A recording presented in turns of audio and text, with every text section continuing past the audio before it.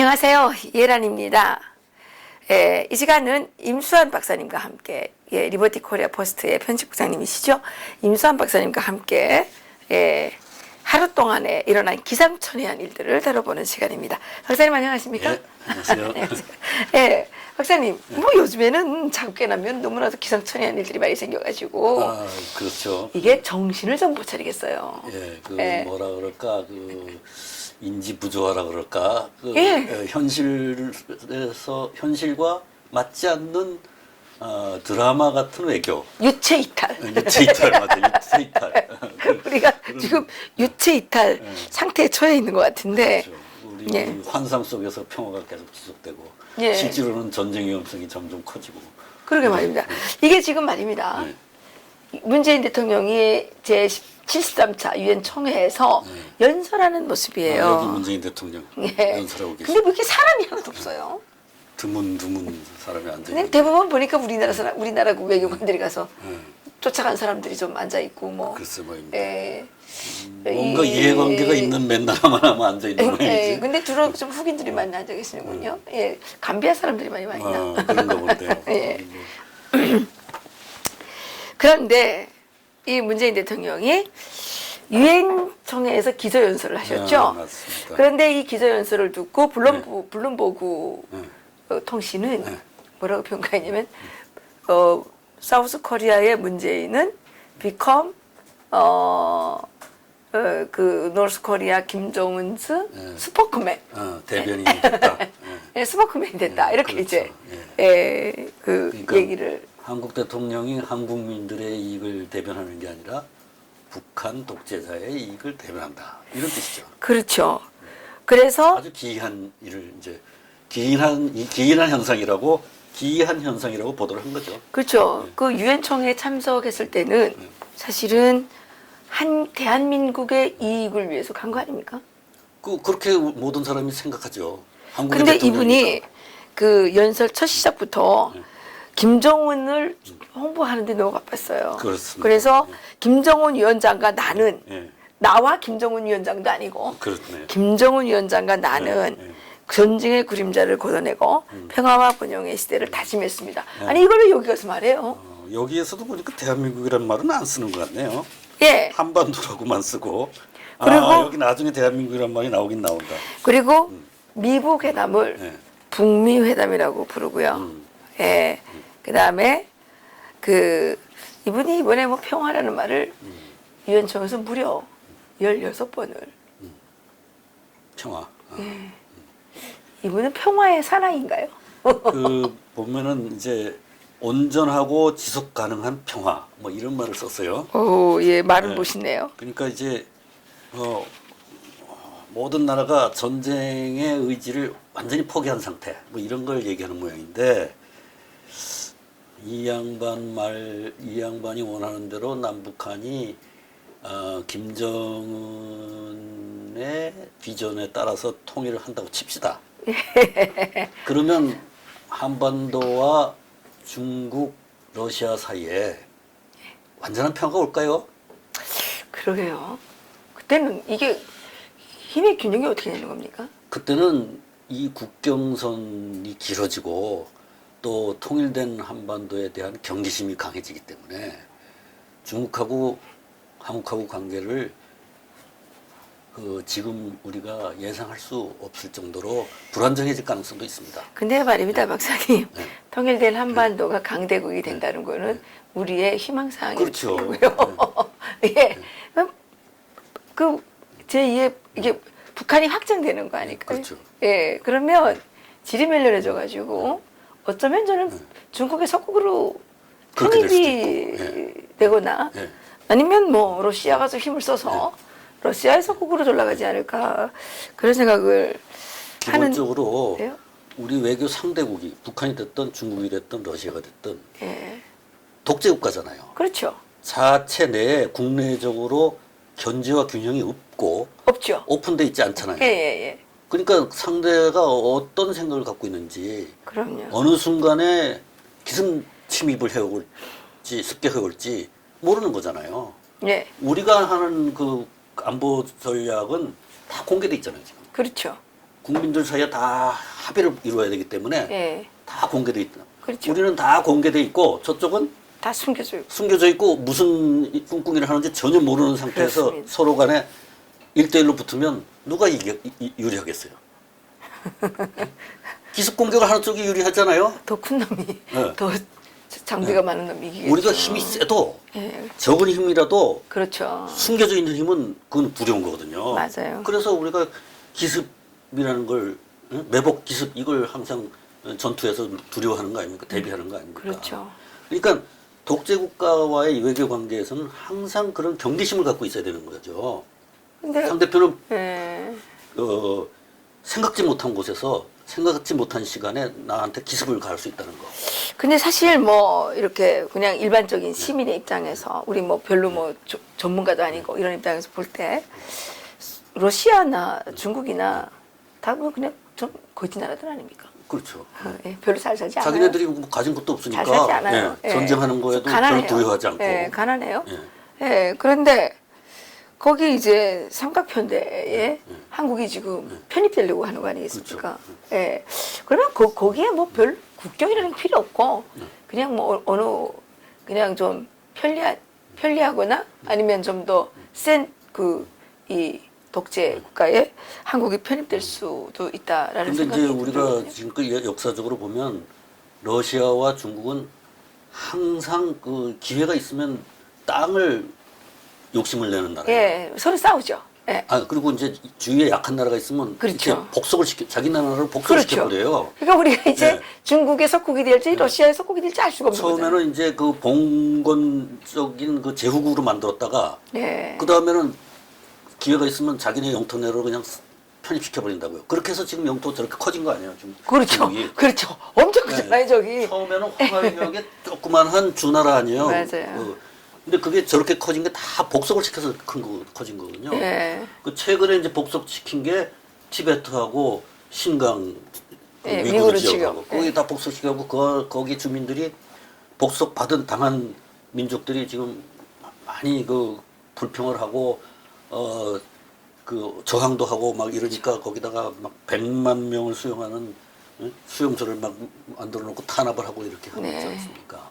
예, 그렇죠. 그래서 거기에 있는 주민들을 다 소개해서 한족들을 거기다가 대신에 거기다가 이주시켜가지고 이제 거기 있는 민족을 사라지게 만드는 이런 정책을 지금 쓰고 있는데 예. 그런 식으로 지금까지 중국이 커져온 것이지 중국이 태어날 때부터 저렇게 컸던 게 아니거든요. 그렇죠. 네.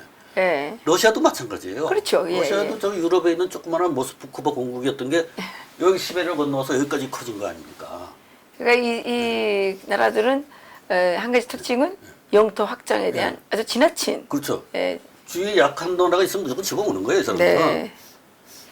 그렇기 때문에 우리가 제일 그 낙관적으로 봐서 우리가 중심돼서 남북 통일을 한다 하더라도 그 이후의 안보 정책이 그렇게 만만치 않을 것이다. 만만치 그렇게 않죠. 봐야 되는 겁니다. 그래서 예. 한미 동맹을 계속 우리가 얘기했던 거 아닙니까? 그래서 이제 아까 제가 말씀하신 것 드린 바가 있지만은 우리는 오픈된 소사이어티고 열린 사회고 모든 게 공개가 돼 있잖아요. 저쪽은 숨겨져 있고 예. 장막 뒤에서 결정이 일어나잖아요. 그렇죠. 그러면 이렇게 서로 대립을 할 때는 우리는 항상 취약하단 말이에요. 맞습니다. 우리의 그 강한 점, 약한 점을 상대가 다 파악하고 있어요. 그렇죠. 그렇기 때문에 이런 열려있는 민주주의 국가들은 서로 동맹을 해서 같이 대응을 하는 겁니다. 그럼 엄청 강한 힘을 가져야 되는 그렇죠. 거죠. 그 취약점을 예. 커버하려면 서유럽이나 일본이나 미국이나 이런 민주주의를 하는 나라끼리 같이 대응을 해야 되는 거예요. 그렇죠. 그래서 우리가 동맹을 하는 것이지 이게 무슨 자주나 이런 거하고 상관있는 게 아니에요. 진짜 자주를 하기 위해서 그렇죠. 동맹이 필요한 거죠. 그렇죠. 예. 우리 국민들이 스스로의 주권을 행사하려면 이런 민주주의 사회를 유지해야 되니까 그렇죠. 민주주의 사회를 방어하기 위해서 다른 민주주의 사회와 연합을 한다. 그렇죠. 이거는 굉장히 자주적인 행동이에요. 그렇죠. 네. 예. 자주와 자결의 행동이라고 얘기해요. 그렇죠. 그런데 문재인 대통령이 뭐 이번에 이제 그 김정은의 수석 대변인이라는 칭호까지 받게 된 그 중요한 이유가 이분이 유엔 총회에 왜 갔는지를 알 수 없을 정도로 북한을 막 계속 대변한 거예요. 뭐 국제사회가 지켜보는 가운데 풍계리 핵실험장을 폐기했고 그 미국과 한국은 대규모 군사훈련을 중단하며 신뢰를 구축했다노니 뭐 그다음에 뭐 또 그 자기가 뭐 왜 그 문재인 저기 김정은과 그 트럼프 대통령의 그 미국 회담을 자기가 감사할 필요가 없잖아요. 그렇죠. 그 자기가 왜 감사해요? 그 각자 자기 이익에 따라 한 거예요. 그러니까. 근데 문재인이 왜 감사하냐 말이에요. 아, 근데 우리 막 댓글에 자꾸만 문재인 대통령이라고 부르지 말고 문재인이라고 부르래요. 그래서 날 보고 문재인 대통령이라고 부를 바에는 북한으로 꺼져라. 막 이렇게 이제 심하게 말씀하시는 분도 계시는데. 다른 유튜버도 보니까 문재인이라고 부르는 사람들이 있더라고요. 예. 근데 이제 아까 방금 말씀하신 이 문재인 대통령인지 아닌지 이 사람이 그 유엔에 가서 북한을 막 찬양하는 것 중에 이런 말이 있어요. 네. 북한은 4월 20일 핵개발 노선을 공식적으로 종료하고 예. 경제 발전을 위해 모든 노력을 기울여 왔습니다. 이런 예. 문장이 있더라고요. 그거 어떻게 알아요? 예? 그 4월 20일 날 핵개발 노선을 공식적으로 종료하고 경제에다가 경제 발전에 뭐 노력을 기울이겠다 이렇게 얘기했다는 게 지금 뉴스에 이미 나온 적이 있죠. 예, 예, 예. 근데 이게 무슨 뜻입니까? 이미 핵 개발은 다 했으니까. 그쵸. 우리 이미 핵국가니까. 핵 보유국이다. 핵 보유국이니까. 예. 이제 경제 건설만 하면 우리는 강대국이다. 예. 그 얘기 아니에요 지금. 그렇죠, 그러니까 그렇죠. 남한 니네들은 우리 핵 위협 앞에 감히 대항하지 말고 우리 경제 발전에 협조해. 이 얘기잖아요 지금. 그래서 그 북한 이거 저기 뭡니까 이번에 무슨 9.19 회담 그 끝난 다음에 북한 주민들이 야 핵무기를 만들기 잘했구나. 그치. 예, 그러면서 우리가 핵무기를 만들었더니 남선 대통령이 와가지고 껍속거리며 절을 하질 않나. 예, 또 뭐 항복을 하질 않나. 그리고 이제 이 핵만 팔게 되면 이 핵무기만 팔게 되면 경제 문제는 자기 절로 해결된다 이렇게. 김정은이 이렇게 지금 세뇌시키고 있는 거 아닙니까? 그래서 그 주민들이 이제 그런 말을 한다는 게 이제 우리 뉴스에 한번 나갔었는데 네. 이제 오늘 올라온 뉴스를 보니까 그게 북한의 그 노동당이 주민들한테 교육시킨 내용이랍니다. 아, 그게 교육식 내용이에요? 그러니까 주민들이 막 생각하는 게 아니라? 문재인 대통령이 거기 가서 그 능라도 경기장에 가서 예. 연설한 건 안 보여주고 예. 문재인이 이렇게 연설을 했다. 아. 그걸 말로 이제 전달을 해줄 전달해 줄 때. 이렇게 우리한테 항복 선언을 한 거다. 아하. 이렇게 설명을 해줬다는 거예요. 그러니까요. 네. 근데 지금 뭐 우리가 듣기에도 뭐 항복 선언 비슷하더라고. 제가 듣기에는 북한식으로 보면 완전한 항복 선언이었습니다. 그 한국 사람들은 다 본 거야 지금. 북한 사람들은 못 봤고. 근데 왜 그러냐면 왜 그게 항복 선언이 되냐면요. 문재인이 언급한 그 폐쇄, 그러니까 그 봉쇄, 그 어려운 환경 속에서도 불굴의 의지를 가지고 민족적 자존심을 지켜냈다. 뭐 이렇게 얘기를 했습니다. 근데 북한에서 늘 주민들에게 얘기한 게 뭐냐면 미제와 남순 계례도당의 대북 압살 정책 때문에 우리가 이렇게 고통을 겪고 있다. 이렇게 계속 뻥을 쳤거든요. 근데 우리가 여기 한국에 와보니까 미제와 그 남순 계례도당의 대북 압살 정책이 아니라 우리가 이거 올 때 보니까 밀가루 5만 톤 막 보내주는 거예요, 미국이.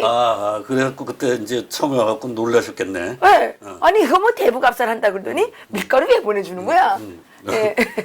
우리 그렇게 생각했죠. 네. 그리고 우리는 북한에서 유엔이 와서 덮는지 안 덮는지 전혀 몰랐는데. 몰랐구나. 네. 근데 유엔에서 엄청난 식량을 갖다가 계속 그랬죠. 지원해 주는 거예요. 그렇겠죠. 야, 그러니까 좀 허탈하더라고요. 야, 뭐 대북 압살 때문에 뭐 어렵다 그러더니 이건 대북 압살이 아니라 이건 왜 망한 거야? 이런 생각이 들었는데. 그 지금 와서 보니까 그거 다 빼돌려서 군 간부들하고 그 노동당 간부들이 다 먹고 인민들은 다 굶고 그랬다는 거예요. 예, 탄압한 거죠.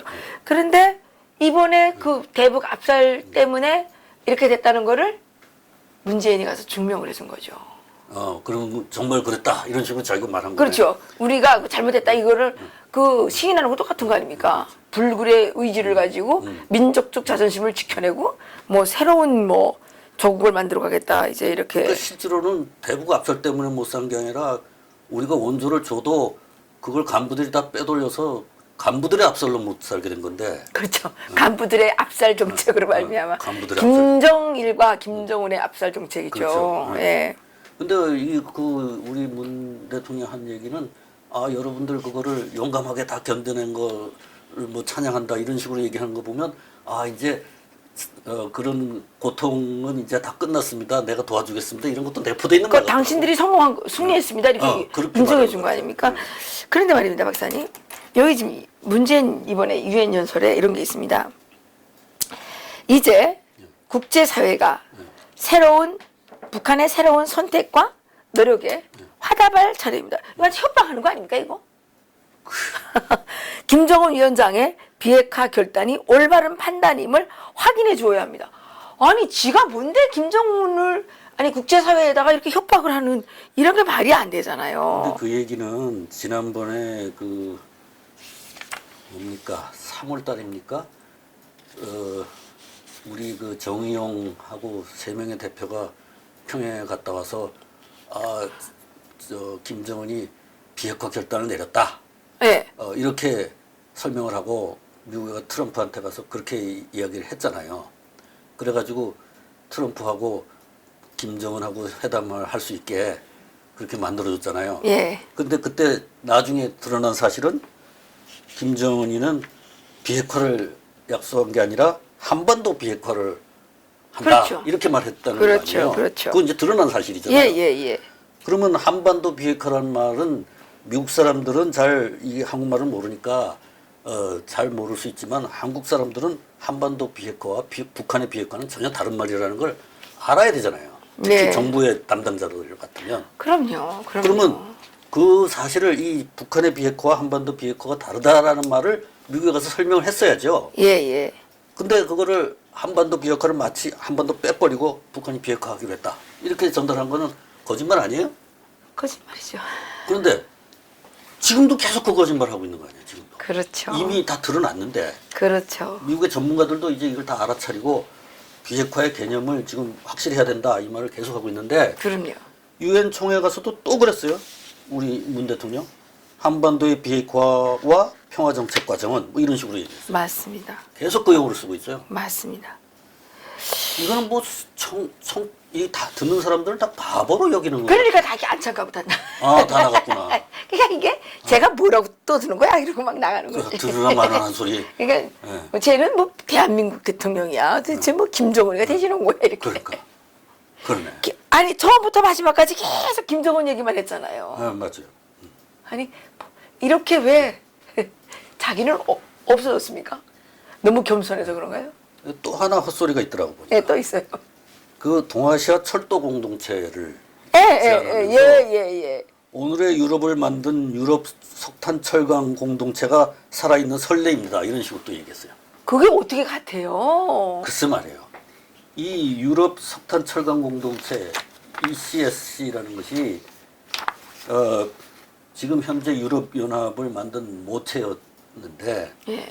이게 이제 그 석탄과 철강이 오늘날은 이제 그게 뭐 그렇게 중요성을 모르지만 옛날에 2차 세계대전이 끝난 직후만 해도 석탄 철강이 그 근대화나 그 무기 생산에 제일 중요한 원자료였거든요. 근데 이게 어떤 나라는 있고 어떤 나라는 없다고요. 그렇죠. 예. 네. 영국이나 독일에는 있고 프랑스는 없고. 없고 예. 그러면 없는 나라는 굉장한 뭡니까? 부담을 느끼게 되니까 이거를 있는 나라가 없는 나라가 서로 유무상통 같이 쓰자. 네. 이렇게 하면 평화를 유지하는데 도움이 된다, 기여한다. 이렇게 해갖고 이걸 처음 시작을 했는데 이 전제는 각 나라가 다 오픈 소사이어티가 되는 거예요. 열린 사회가 되는 걸 전제로 하는 거죠. 그렇죠. 네.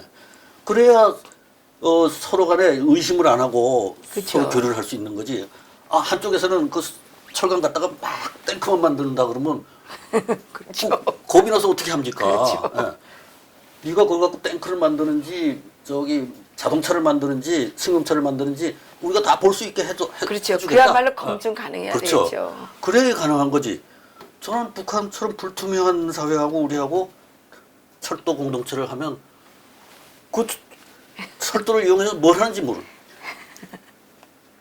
언제 끊을지 모르잖아요. 철도 그렇죠. 같은 언제 막 가는데 야 못 가. 멈춰. 그러면 거기 가다가 중간에 멈추는 사람들은 어떻게 되는 거예요? 북한만 그런 게 아니라 쭉 연결하면 러시아, 중국도 마찬가지예요. 불투명 국가. 불투명하죠. 일당 독재 국가 아닙니까? 맞습니다. 근데 거기다가 서유럽의 사례를 갖다 붙인다는 건 완전히 경광부회인데 그렇습니다. 이거는 정말 듣는 사람들을 완전히 무시하는 이야기밖에 안 되는 거예요. 그러니까요. 이게 삼성하고 노숙자하고 공동체를 만들라는 건 똑같은 거예요. 예? 삼성하고 노숙자가 이게 언제로 강도로 돌변을 해가지고 다 막 깽판을 놀지 모르는데. 그 말씀 하시니까 또 생각이 나는데 예. 이번에 그 문재인 대통령이 왔다 간 거에 대해서 북한에서 주민들한테 그 간부들이 이제 설명을 어떻게 했냐면 예. 문 대통령이 왔다 간 게 중요한 게 아니고 재벌 총수들이 왔다 갔다는 게 중요하다. 아 그래요? 그렇게 얘기했다는 그러니까 거예요. 문제는 별거 아니네. 네. 그 재벌 총수들이 서로 오려고 막 앞다퉈서 신청을 해갖고 안 가려고 그랬는데 끌고 왔는데. 우리가 허용을 해주니까 기쁘게 왔다. 그래서 그러니까 이제, 이렇게 이용당한다니까. 그래서 앞으로 이 재벌 총수들이 와서 우리나라에 많이 투자할 테니까 너희들은 앞으로 고생 안 해도 된다. 희망을 가져라. 이런 식으로 또 뻥친 거죠. 그런 식으로 설명합니다. 그 재벌 총수들이 그 마음대로 투자할 수 없어요. 그 북한이 얘기하는 그 매판 자본가들이거든요. 다국적 기업. 북한에서 그 매판 자본가라고 맨날 욕하는 거예요. 그거. 그렇지. 쟤네들은 매판 자본가인데 과거에 지은 죄를 씻을 수 있는 기회를 주겠다. 그러니까 여기 그 와서 북한에서 투자를 맨날 해라. 그 재벌들 욕하는 게 매판 자본가라고 욕을 하잖아요. 재미네. 그러니까 다국적 기업들이지 않습니까? 그러니까 그야말로 매판 자본가이기 때문에 자기가 오너라고 마음대로 못하는 거 아니에요?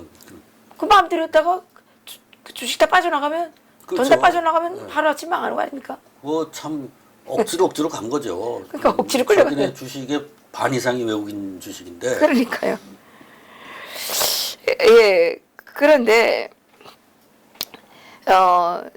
저기 문재인이 또 이번에 그 마지막 쯤에 가서 한국 문제를 이제 조금 얘기를 이제 했는데 대한민국 정부가 사람 중심의 국정 철학을 토대로 포용 국가를 선언했다 이렇게 했습니다.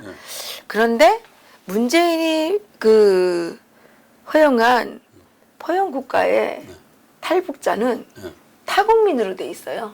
탈북민으로. 이번에 퍽스뉴스에 인터뷰할 때 문재인이가 그 기자가 이렇게 물었습니다. 당신은 그 언론 탄압을 하고 있고 탈북자들 입에 재갈을 물리고 있다는데 거기에 대해서 어떻게 생각하냐 이렇게 얘기하니까 타국민이라고 지칭을 타국민이라고. 탈북자를 타국민이라고 이렇게 차별하는 발언을 퍽스뉴스에서 했단 말이에요. 그러니까 그 일반적으로 우리나라에 와서 그 난민 신청하는 사람들하고 같이 묶었죠. 그렇죠. 예, 예. 그렇게 하더라고 보니까. 네, 그래서 타국민이라고. 네. 우리가 타국민입니까? 그 우리는 대한민국 헌법에 분명히 국민으로 돼 있지 않았나요, 원래? 우리는 그렇게 돼 있죠. 예. 근데 우리를 왜냐하면 이 저 한반도 전체가 우리 땅으로 있기 때문에. 글쎄요. 근데 타국민이라고 이제 얘기를 했는데 이제 이렇게 하면서 또 그래도 말은 또 뭐라고 그랬냐면 그 인권 침해와 차별로 고통받고 있는 세계인들 특히 아동 청소년, 여성 장애인 같은 취약계층에 대한 지원도 늘려가고 있습니다. 이렇게 이제 말을 했는데 전직 대통령들 2명 한 분은 다 나이가 있잖아요. 이 여성 건강이 안 좋아요. 이 사람들 지금 감옥에 집어넣고 지금 뭐 하고 있습니까? 그렇죠. 그러면서 자기가 뭐 이런 거에 대해서 이렇게 그 어떤 인류애적인 이런 인도적인 이런 그 갖고 있다고 말하는 게 새빨간 거짓말이죠. 이거. 박근혜, 이명박 그 두 사람 이제 전직 대통령 힘없는 사람들 갖다가 이제 감옥에다가 쳐넣었고. 그렇죠. 또 북한에 있는 억압받고 있는 주민들 외면하고. 예. 그 북한 주민들을 억압하는 독재자하고 잘 지내고. 그래요. 왔다 갔다 하고. 예. 웃고 포옹하고. 예. 그 독재자는 좋아하고 독재자로에게 억압받는 사람들은 외면하고 또 힘없는 과거 정치 지도자는 감옥에 넣고. 예. 그러니까 이 사람은 힘 있는 사람은 좋고 힘없는 사람은 밟는다. 그렇죠. 힘 있는 사람한테는 웃고 힘없는 그러니까 사람한테 너무 이중적인 거예요. 그런 패턴을 보이고 있네요. 예, 그러면서 또 뭐라 그랬냐면 여성에 대한 모든 차별과 폭력에도 단호하게 대응하고 있습니다. 이랬는데 그렇죠. 실질적으로 보면 그 문재인이 임명한 그 이 주변 사람들 중에 미투에 그 걸린 사람들 민병도 그 사람 그 미투했잖아요. 미투 걸렸잖아요. 그런데 지금 이번에 다시 들어서 또 국회의원 또 사퇴한다는데 안 했죠. 안 했죠. 예. 그리고 그 주변에도 지금 미투에 걸려 있는 사람들이 많을 거예요. 그러니까 이제 여성들 중에서도 윤회 뭐 지명자처럼 힘 있는 사람들은 인권이 있는 거고 그렇습니다. 힘 없는 여성들은 뭐 어떻게 뭐 짓밟히든지 그건 난 모른다. 뭐 이런 태도죠. 그러면서 여기서 또 일본군 위안부를 또 언급했습니다.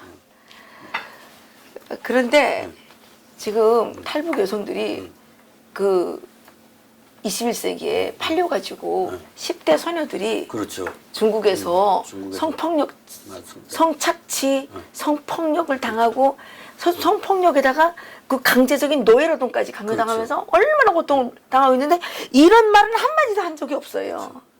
그 사람들이 얼마나 많은 사람들이 중국에 있으면서 죽어나갔는지도 지금 아무도 지금 통계도 안 갖고 있고 그렇죠. 그것도 다 외면당하고 있는 힘없는 여성들인 거죠. 힘없는 여성 중에 가장 힘없는 여성입니다. 그렇죠. 예, 그래가지고 열 몇 살 되는 애들이 애를 낳는데 그 애를 또 이제 애를 낳은 그 애를 갈라서 강제 북송시켜가지고 어떤 아이들은 막 정신병이 생기고 이런 거는 여기서 한마디도 안 해요. 그러니까 할 수 있는 건 안 하고 옛날에 일본군 위안부 여기 가서 계속 얘기한다고 해결되는 문제가 아니잖아요. 그렇죠. 예? 일본군 위안부는 일본 정부가 여러 차례 사과도 했고 그 문제에 대해서 말하자면 어떻게든지 보상을 하고 해결해 주겠다고 하는 그런 강력한 의지를 비치고 있지만 북한에서 탈출한 여성들은 북한에게 버림받은 여성들인데 중국에서 어마어마하게 짓밟혔음에도 불구하고 중국 정부가 한 번도 거기에 대해서 관심을 가진다거나 우리에게 미안하다고 하거나 한 적이 없잖아요. 네. 그리고 오히려 강제 북송시켜서 그렇죠.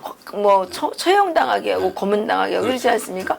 근데 지나간 과거 그것도 이제 거의 100년 가까이 오지 그렇죠. 않습니까? 네.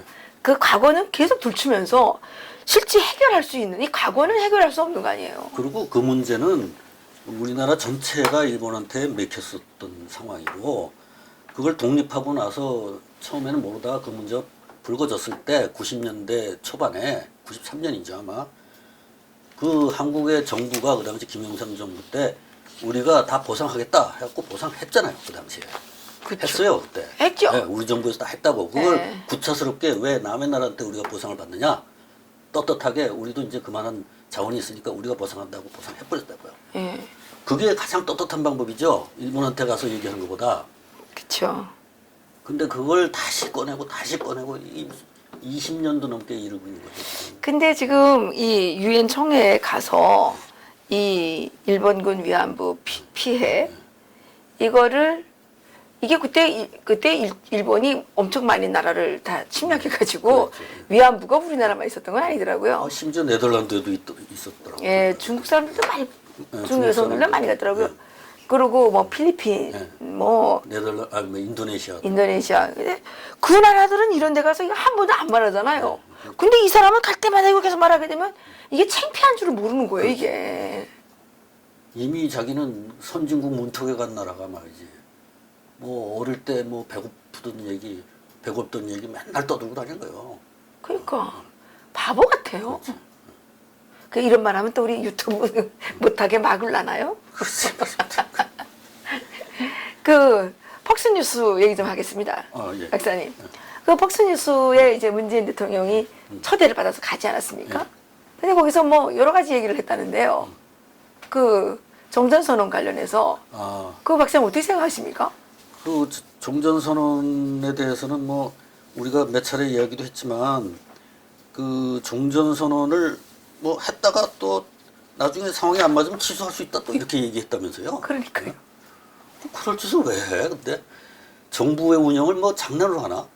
그러니까요. 아니 그 국제사회의 협약인데 그거를 무슨 했다가 싫으면 뭐 물리고 아니 무슨 동네집 그 무슨 덧대기 시장도 아니고 그게 뭡니까? 요즘 가만히 보면 그 문재인, 김정은, 트럼프 셋이 트리오로 아주 무슨 국제 정치를 장난하듯이 하고 다니는 삼총사가 돼 있더라고 보니까. 그래요? 트럼프 대통령도 그러신가요? 거기도 트럼프 뭐, 대통령은 근데 협약을 그렇게 막 깨거나 그분도 많이 깼죠. 기후변화 협약도 깨고. 그거는 그분이 한 게 아니니까. 자기가 맞은 건 아니지만 어쨌든. 자기가 한 거 아니니까 깨고. 근데 문재인은 자기가 한 거를 깨겠다는 거 아닙니까? 자기가 한 거를 자기가 깨진 않겠지. 그 후임자가 깰 수 있다는 소리겠죠. 그 그래요? 사람이 깰 사람이 아니지. 안 깰까요? 북한한테 유리한 거라면 어떻게든지 그걸 매달려서 수호하려고 덤벼드는 그런 사람인데 깨겠어요? 한 번 딱 한 번 절대 안 깨지 이 사람. 어쨌든 그리고 아마 남북이 그 종전선언 사후 조치로 뭐 GP를 철수한다 그러면 우리는 다 철수해놓고 북한은 몇 개 철수했는지 가서 검증도 안 할 사람이 이 사람. 그렇죠? 저쪽에서는 우리 다 철수했어 그래놓고 다 갖고 있는 거지. 그러니까. 검증도 안 하는데. 근데 진짜 그래서 그랬을까요? 어제 있잖아요. 아니 서울에 비행기가 8대나 떴어요. 그 참. 전투기래요, 그게. 전투기가. 네, 전투기라고 그래요. 아마 전쟁 나는 거 아니에요? 아마 미군이나 뭐 유엔사 소속 미군 소속 전투기겠지 아마. 우리나라 군대가 그렇게 하지는 않을 거고. 그래요? 문재인 지시가 왜냐하면 지금 없으니까. 문재인 대통령 평화쇼 하고 있는데 감히 한국 국방부에서 전투기를 띄우겠어요 여기다? 근데 그 유엔사는 이렇게 자기 맘대로 막 전투기 띄워도 됩니까? 거기는 이 정전협정이라는 게 유엔, 미국, 중국, 북한 이렇게 맺은 거 아니에요. 그리고 유엔사가 적어도 DMZ는 다 관할하게 돼 있으니까. 예. 그거는 안보리의 결의에서 그렇게 돼 있으니까. 근데 자기 절로 가서 막 GP도 철수해라 뭐 NLL도 무효다 뭐. 그러니까 지금 이 종전선언이 되면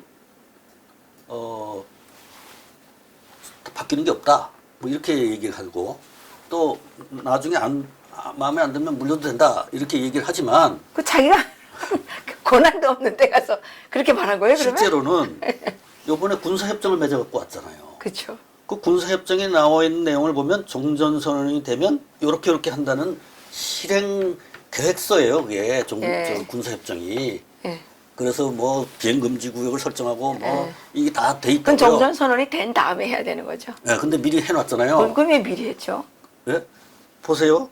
종전선언을 하고 취소할 수 있다고 그랬는데 만약에 약속을 안 지키면 취소할 수 있다는 거 아니에요. 예. 근데 봐라. 이미 남북 간에 군사협약에 다 들어있는 내용인데 그거를 남쪽에서 실행을 안 하면 했지 북쪽은 다 실행하고 있다. 이미 있는 거기 때문에 그거는 이미 다 알고 우리가 종전선언을 한 거기 때문에 이렇게 될 거 알고 종전선언을 한 거기 때문에 그걸 약속 불이행이라고 얘기하면 안 된다. 이렇게 말하는 근거가 되는 거예요 지금. 돌이킬 수 없네요. 그렇죠. 이미 군사협정에 뭐죠? 그 합의서.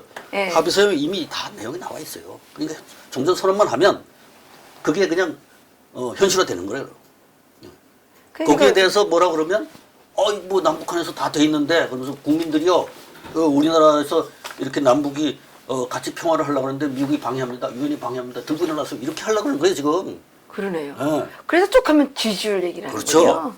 그렇기 때문에 국민들 여러분들께서 이 종전선언의 위험성, 그 다음에 군사합의서의 위험성을 분명히 인식을 하시고 이 군사합의서를 받아들일 수 없고 DMZ의 관할권을 우리가 계속 지키겠다고 하는 유엔사 측의 입장을 우리가 지지해줘야 됩니다. 근데 문재인 지지율이 또 70% 올라갔다 그러니까 뭐 할 말 70%도 좋습니다. 없는데. 30%만 똘똘 뭉쳐서 유엔사를 지지해주면요. 유엔사는 힘을 그럴까요? 받습니다. 그럴까요? 네, 받습니다. 아니 근데 왜냐하면 지지율이라는 건 가변적인 거거든. 아니 시간이 근데 흐르면 바뀐단 이 정부 특징이 뭐냐면 계속 지지율을 들먹여요. 예? 근데 난 그 지지율이 너무 허탈한 게 북한에서 300만 명 굶어 죽을 때 김정일 지지율 100%였잖아요. 지난해 북한 주민의 75% 영양실조, 그 90% 정도가 식수의 어려움을 겪고 있다. 뭐 이런 유엔 보고서가 나오지 않았습니까? 그래도 김정은은 그 언젠가 선거했는데 그 100%는 너무 창피한지 김정은은 99.8% 지지율로 당선됐잖아요. 예? 그렇죠. 그 지지율이 무슨 의미가 있냐는 거죠. 맞아요. 그러니까 자기네들이 70%가 지지율이면 좋습니다. 그럼 우리 국민투표를 한번 해봅시다. 한번 가자고. 예? 그러니까요. 정말 국민투표를 해서 종전선언과 남북 그 군사 합의를 국민들이 받아들이겠다는 사람들이 과반수면 그렇게 하자 이거요. 아니 그때 지지율을 밀어가지고 우리는 절대로 지지할 수 없잖아요. 네, 그렇죠. 우리는 목숨을 걸고라도 저걸 막아야 된다고 생각하고 그렇죠. 있거든요. 그럼 우리는 뭐가 되는 거예요? 우리는 그러면 이제 식칼이라도 빼들고 가서 이 뭐 막 대항을 해야 되는 거 아니냐는 거죠. 그 지지율 갖고 이렇게 자꾸 이렇게 하게 되면 국민들이 진짜 분노해가지고 집에 있는 식칼 뭐 도끼 뭐 다 들고 나올 수도 있는 거 아닙니까? 그러니까 30%만 그렇게 똘똘 뭉쳐서 식칼이 뭐 다 들고 나와요? 유엔사 입장을 옹호해주면은 국민투표를 해보면 50% 이상 나옵니다. 아, 그러네요. 그러면 예. 우리가 유엔사를 지지하게 되면 그렇죠. 우리도 무기가 없는 건 아니네요. 그렇죠. 아, 있는 우리 거죠. 죽을 필요는 없네. 그렇지. 그러니까 싸울만 하네요. 그렇죠. 아, 우리는 지금 군대가 없으니까 야, 우리는 이게 힘도 없는데 어떻게 싸워야 되나 그랬는데 우리가 유엔사를 지지하게 되면 그렇지. 유엔사는 우리 편이니까 그렇지. 아, 이게 한국군 그러면 한국군하고 유엔사하고 싸우나요? 한국군은 뭐 군사지휘권 문제가 좀 복잡하긴 하지만 그거는 또 딴 문제고 그럼 어떻게 되는 거예요? 한국군이 뭐 그러니까 한국군보다는 유엔사가 셀 거니까. 아니 일단은 유엔사가 DMZ의 관할권을 갖고 있기 때문에 아니 이 그러니까 문제에 대해서 유엔사가 무력이라 들고 더 셀 거 아닙니까? 그러니까 우리가 붙어도 좋다는 거 아니죠? 좋다는 거죠. 그렇지. 그리고 아니. 유엔사는 아무튼 유엔의 대표니까 그 정당성이 있잖아요. 그러니까. 예. 그러니까 우리가 이거 국제 조약에 의해서 유엔사가 DMZ를 관할하는 거기 때문에 남북이 합의한다고 해도 법률적으로 대체할 수 없다는 거 아닙니까? 그렇죠. 그런데 이제 그 지금 박사님 서울시청에 김정은 국방위원장님을 축하하는 대형 현수막이 걸려 있는 거 아십니까? 난 보진 못했고 뉴스에서만 봤어요. 그 이게 오다가 충정로 조금 지나면요 네. 서울문화사라고 있어요. 거기에 이렇게 지나다 보면 크다막 이렇게 써놨어요. 환영 김정은 국방. 반듯합니다. 요즘은 하도 뭐 그 한심한 일들이 하도 많이 저지르니까 봐도 아무 감흥이 없고 그냥 본체먼체 하고 마는데. 그런데 그 한동안 그 우리 그 자유진영 네. 국민들은 도대체 이걸 받아들일 수가 없어서 네. 김정은 얼굴 찍고 네. 화용식 하고 인공기 찍고 이랬지 않습니까? 근데 이걸 또 고발까지 안 되지 않습니까? 고발하면 경찰이 이 수사에서 처벌하겠다고 이렇게 발표를 했대요. 난 도대체 이 대한민국 이거 경찰 총장 누군지 모르겠는데 그 사람 머리가 더러운 게 아닌지 모르겠어요. 문재인 정권이 얼마나 오래 가겠다고 거기 그렇게 아부하는 거예요? 경찰대학 나온 사람이래요. 예. 그 압수받장 서서 그 총대 매는 사람이 경찰청장이 경찰대학 나온 사람이라는데 경찰대학에서는 뭘 가르치는지 하긴 뭐 표창원이가 경찰대학 교수였으니까 그렇죠. 그런 사람이 가르친 게 뭐죠? 거기서 그렇겠죠. 어쨌든 이런 기상 정말 상상할 수 없는 기상천외하다고밖에는 표현할 수 없는 이런 일들이 막 일어나기 때문에 그렇습니다. 밤에 자꾸 잠을 설쳐요. 그런데 마치 가상현실 속에 걷고 네. 있는 것 같죠? 그래 내가 막 꿈을 꿨는데 막 내가 체포되는 꿈을 막 꾼 거예요. 막 이 군대 막 한데 막 쫓기는. 근데 그거 보니까 북한하고 한국하고 그 짬뽕이 돼 있는 이런 그 군인한데 내가 막 쫓기는 꿈을 막. 이런 박사님은 이제 북한에서 북한 간부들한테 쫓기다가 이제 남한에 와서 또 남한 간부들한테 그러니까 막 그런 쫓기는 꿈을 막 요즘에 막 꾸게 되는 거예요. 뒤섞여서 쫓기는 거지. 그래서 이게 정말 뭐 별로 그 될수록이면 주변에 피해를 끼치지 않고 될 수 있으면 더 깊게 살고자 노력을 했는데 이렇게 밤에 막 쫓기면서 잡혀가다가 막 도망쳐서 쫓기는 이런 꿈에 악몽에 시달려 있다고 생각하니까 슬픈 거예요. 그 이제 일종의 트라우마네요. 북한에서 겪었던 그 근데 그게 아슬아슬한 상황이 트라우마가 이게 지금 이 상황이 그렇게 그러니까 이제 그걸 트라우마를 다시 그 리마인드 시키는 거지 옛날에 그렇죠. 거를. 예, 그러니까 그 어떻게 이렇게 대통령 하나 잘못 뽑았는데 이렇게까지 나라가 망가질 수 있는지. 그 거기에 대한 대항을 해야 될 자유한국당도 희미한 행보를 이어가고 희미한 그 무슨 그 노래 하나 있죠. 그렇죠. 희미한 뭐옛 노래인가 뭐옛 희미한 뭐 옛사랑이었나? 등불 아래. 희미한 등불 아래. 예. 그래서 아무튼 뭐. 우리는 그 보수당의 기대기도 어렵고 우리 국민들이 저쪽에서 70% 지지라는 거 우린 믿을 수는 없지만 그렇다 하더라도 나머지 30%라도 똘똘 뭉쳐서 애국을 하면 그러니까, 예. 거기에 유엔사가 우리를 기반으로 해서 자기 주장을 굽히지 않고 평화를 지킬 네, 수가 있네. 평화를 지킬 진짜 수 있도록. 평화. 그렇죠. 예. 지금까지 누려왔던 68년 동안의 평화 계속 유지될 수 있도록 노력합시다. 박사님 말씀 들으니까 조금 힘이 나네요.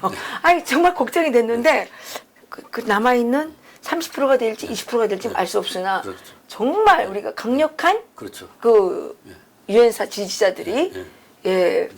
그 지지 의지를 표시하고 정 뭐 지지율 갖고 밀어붙이면 우리도 그다음에 뭐 식칼 들고 나오든지 뭐 무슨 집안에 있는 뭐 사분 요새 여기 한국에 없더라고요. 원래 민주주의의 원칙 중에 하나가 소수자의 보호거든요. 소수자를 그래요? 보존하는 거거든요. 예. 30%면 절대로 무시할 수 없는 소수자입니다. 그렇군요. 그럼 우리가 식칼 들고 나와도 보호해야 되겠네요. 그렇죠. 보호받아야 되겠네요. 그 그렇잖아요. 헌정질서상 그거는 보호하게 돼 있어요. 아니 그렇죠. 민주노총은 맨날 뭘 들고 거의 나와. 10%도 안 되는데 거기는. 맨날 들고 나와서 경찰 버스 부시고 그것도 경찰들한테다 벌금 물렸잖아요. 그 사람들은 노동자의 10%도 안 되는 사람들이니까 뭐 전체 인구의 그렇죠. 그래도 그 사람들을 2%나 보호하기 위해서 정부가 경찰을 처벌했습니다. 그게 예. 민주주의 헌정질서. 아 그래? 우리도 그러면 막 식칼 들고 나와도 처벌받지 않겠네요. 우리 보호받겠네요. 박사님 오늘 너무 유익한 시간. 예, 우리 이 방송을 보시는 많은 분들께서 참으로 참담한 심정을 갖고 계시겠지만 우리 임수환 박사님의 이 명철한 대안 때문에 오늘 마음이 좀 시원해지지 않았을까 이렇게 생각을 해봅니다. 네, 그렇게 받아들여주시면 고맙습니다. 전 너무 위로가 됐습니다. 예, 고맙습니다.